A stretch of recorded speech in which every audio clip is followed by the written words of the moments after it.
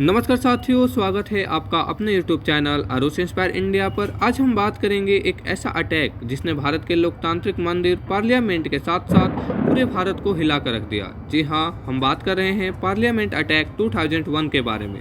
साथियों, जम्मू कश्मीर के बारामूला डिस्ट्रिक्ट में 1969 में मोहम्मद अफजल गुरु का जन्म हुआ। मोहम्मद अफजल गुरु ने 1988 तक अपनी स्कूलिंग पूरी की और सेम ईयर्स इन 1988 में झेलम वैली मेडिकल कॉलेज में एडमिशन लिया। उनकी कॉलेज में डिस्क्रिमिनेशन और फाइनेंशियल कंडीशन की वजह से एक साल बाद मेडिकल कॉलेज से ड्रॉप आउट हो जाता है और अपना छोटा सा काम करने लगता है। इस दौरान कश्मीर में सेपरेटिस्ट मूवमेंट बहुत तेज़ी से बढ़ रही थी, जिसे JKLF लीड कर रहा था। JKLF Jammu Kashmir liberation front के नाम से भी जाना जाता था और इसका काम था कि कश्मीर से कम उम्र के लड़कों को रिक्रूट करते थे और सेना के अगेंस्ट खड़ा करते थे। अफजल गुरु ने भी JKLF को 1990 में ज्वाइन किया और POK के मुजफ्फराबाद में ट्रेनिंग करने गया और उनकी ट्रेनिंग 2.5 महीने की होती थी, जिसमें weapon training, communication network and education institute को कैसे नुकसान पहुंचाया जा सकता है। जैसे ही वह इंडिया वापस आ रहे थे, सिक्योरिटी इंटेलिजेंस को इंट मिल जाती है। तभी अफजल गुरु ने सिक्योरिटी फोर्सेस के आगे सरेंडर किया और जो भी वेपन, गोला बारूद लेकर आए थे उन्हें जमा कराया गया। उस समय गवर्नमेंट के द्वारा उन्हें सुधरने का मौका दिया जाता था और साथ में एक सर्टिफिकेट सरेंडर मिलिटेंट के नाम से दिया जाता था। 1994 में अफजल गुरु दिल्ली में आकर अपना मेडिकल से रिलेटेड बिजनेस स्टार्ट किया, जो कि उसका भाई ने उसको सपोर्ट किया और शौकत अली, जो ऑलरेडी से ही दिल्ली में ही रहता था। लेकिन 1997 में अफजल अगेंस्ट अपने होम टाउन चला जाता है और अपने होम टाउन में बिजनेस को ऑपरेट करता है। 2001 में अफजल लाल चौक पर जब मेडिकल का सप्लाई कर रहा था, उस समय वह तारिक अहमद से मिला और ये दोनों काफ़ी अच्छे दोस्त बने। तारिक अहमद ने अफजल को बताया कि वह पाकिस्तान का रहने वाला है और वह जैश ए मोहम्मद के लिए काम करता है और तारिक अफजल को जैश ए मोहम्मद ज्वाइन करने के लिए कन्विंस भी कर लेता है और तारिक अफजल को जैश ए मोहम्मद के सुप्रीम लीडर गाजी बाबा से मिलवाता है और गाजी बाबा अफजल को मोटिवेट करता है और कहता है, यह लड़ाई हमारे लिए बहुत ज़रूरी है, कश्मीर की स्वतंत्रता के लिए यह लड़ाई बहुत ज़रूरी है, जिसमें जैश ए मोहम्मद और लश्कर ए तैयबा साथ मिलकर आ रहे हैं और दिल्ली के स्पेशल प्लेसेस पर अटैक करेंगे। अफजल पहले से ही दिल्ली में रह चुका था, इसीलिए गाजी बाबा अफजल से कहता है, आपको हमारे लोगों को दिल्ली में जगह दिलानी है, जिसके लिए 10 लाख रुपए का ऑफर भी दिए गए और कहा गया कि काम पूरा होने पर उसे पाकिस्तान में सेटल कर दिया जाएगा। अफजल शौकत उसके भाई जो दिल्ली में ही रहता था उसे सब कुछ बताया और शौकत ने भी इस प्लान में शामिल हो गया। मोहम्मद जो अटैक करने वाले मिलिटेंट आए थे उनका सुप्रीम लीडर था। मोहम्मद दिल्ली पहुंचने के बाद हवाला के थ्रू 20 लाख रुपए मंगवाता है और 5 लाख अफजल को देता है।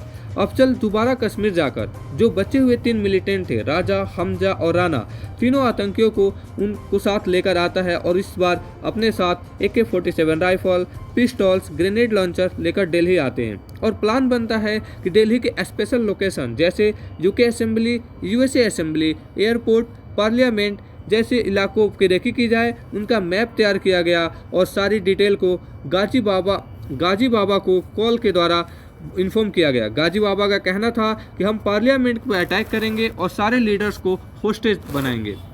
11 दिसंबर 2001 को एक पुरानी अम्बेसडर कार को 1,08,000 रुपये में खरीदा गया और मिनिस्ट्री ऑफ होम अफेयर्स का एक फेक प्रिंट को भी कार के फ्रंट ग्लास पर लगाया गया और फेक ID बनाई गई। लेकिन ID बनाते समय एक कॉमन नंबर सभी ID पे था, यही थी इंट पुलिस को पकड़ने की अफजल गुरु की। इनकी एंट्री पार्लियामेंट में हो जाए। 13 दिसंबर 2001 जिस दिन पार्लियामेंट पर हमला होने वाला था, उसी दिन अफजल और शौकत डिसाइड करते हैं कि वह कश्मीर वापस जाएंगे और गिलानी दिल्ली में ही रहता था। करीब 11 बजे पुरानी पार्लियामेंट में जब सेशन चल रहा था, उस समय पुरानी बिल्डिंग थी पार्लियामेंट की जिसका शेप राउंड था और 12 बड़े बड़े गेट लगे हुए थे और 11 नंबर गेट से इंडिया का वाइस प्रेसिडेंट की एंट्री एंड एग्जिट होती थी। उस समय पर पार्लियामेंट की 3 लेयर सिक्योरिटी थी, जिसको CRPF, central reserve police forces, ITBP, Indian Tibetan border police और दिल्ली पुलिस देख रही थी। उस समय पार्लियामेंट में विंटर सेशन चल रहा था और उस समय के BJP की सरकार थी और विंटर सेशन में हो हल्ला होने के वजह से स्पीकर 40 मिनट के लिए सेशन को रोक देते हैं। उसी समय PM अटल बिहारी वाजपेयी और कांग्रेस लीडर सोनिया गांधी अपने गवर्नमेंट बेंगलो में चले जाते हैं और बड़े नेता जैसे लाल कृष्ण आडवाणी, सुषमा स्वराज, मनमोहन सिंह, अरुण जेटली सभी पार्लियामेंट के अंदर ही बैठे रहते हैं। 11:30 पर आतंकियों की गाड़ी गेट नंबर 2 पर पहुंचती है और एंट्री के बाद गेट नंबर 12 की तरफ जाने लगती है। इनका प्लान था कि इस कार को कहीं पार्किंग में ब्लास्ट कर देंगे, उसी समय सिक्योरिटी का ध्यान एक तरफ होगा और उस समय पार्लियामेंट के अंदर जाकर सभी नेताओं को बंदी बना लेंगे। लेकिन कार की स्पीड तेज होने के कारण वॉच एंड वर्ड के staff member JP Yadav car को रोकने की कोशिश करते हैं, लेकिन वह गाड़ी और तेज हो जाती है। उस समय वाइस प्रेसिडेंट श्री कृष्णाकांत के गेट नंबर 11 से निकलने वाले थे उनके, लेकिन कुछ काम की वजह से वह देर हो जाती है। उस समय आतंकियों को वाइस प्रेसिडेंट के कॉन्वॉय में टक्कर मार देते हैं, जिसकी वजह से बम का डेटोनेटर और वायर लूज हो जाता है और ब्लास्ट नहीं हो पाता और तभी आतंकियों ने फायरिंग शुरू की। उस समय जेपी यादव ने, जो ऑलरेडी गाड़ी का पीछा कर रहे थे, उन्होंने अलार्म बटन को ऑन किया और पार्लियामेंट के सारे गेट और खिड़की बंद हो जाती है। जैसे ही आतंकी गेट नंबर 1 पर पहुंचे तभी सीआरपीएफ के एक आतंकी मोहम्मद, जो कि उनका लीडर था, उनको गोली मार देते हैं। तभी बाकी 4 आतंकी गेट नंबर 4 और 5 की तरफ भागने लगते हैं। तभी गेट 9 से सीआईएसएफ कांस्टेबल संतोष सिंह ने 3 आतंकियों हमजा, राजा और राणा का शूट किया। तब अकेले हैदर बचा था जो गेट नंबर 5 की तरफ भाग रहा था। उस समय सीआरपीएफ कांस्टेबल श्यामवीर सिंह ने हैदर को शूट कर दिया।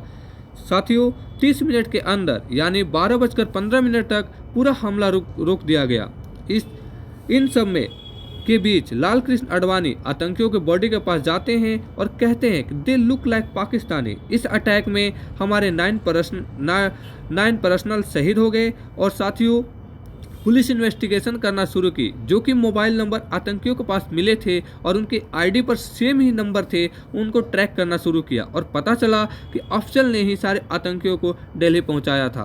पुलिस गिलानी को आतंकियों में कोई कनेक्शन को ना प्रूफ करने की वजह से गिलानी बच जाता है और शौकत को 10 साल की सजा और अफजल को 9 फरवरी 2023 को सुबह 8 बजे दिल्ली के तिहाड़ जेल में फांसी दे दी जाती है। साथियों, ये रहा पार्लियामेंट अटैक की पूरी कहानी। आपको हमारा सेशन कैसा लगा कमेंट बॉक्स में ज़रूर बताएं। चैनल को लाइक एंड सब्सक्राइब करें। Thank you.